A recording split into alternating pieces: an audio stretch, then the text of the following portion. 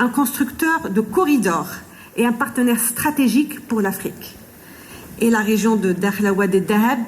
Déjà, aujourd'hui, nous sommes très heureux de participer à cet événement qui est une rencontre de grande envergure et qui coïncide pleinement à cette géostratégie aujourd'hui mondiale au niveau des flux d'échange de marchandises et de services, que ce soit au niveau du continent, de l'Afrique avec le monde ou interrégional inside l'Afrique.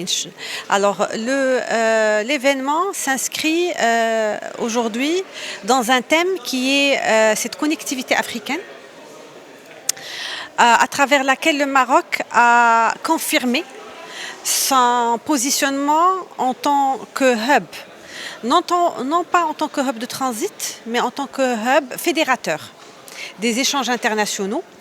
Et la région de Dakhla Wad el-Dahab s'inscrit pleinement dans cette orientation. Et nous prenons l'exemple du port de Dakhla aujourd'hui, qui est un grand investissement, infrastructure non pas que logistique, industrielle logistique, à travers les plateformes adjacentes au port, et réalisons cette connectivité transatlantique sous l'impulsion du roi Mohammed VI, que Dieu le glorifie, qui a initialement jeté les élans de ce grand port et cette infrastructure qui reste le maillon fort des échanges transatlantiques. Donc aujourd'hui, c'est un forum de grande excellence qui s'inscrit dans un échiquier mondial et qu'aujourd'hui nous continuons sur cet élan pour participer à cette façade transatlantique qui ne commence que de plus en plus à peser sur les échanges internationaux.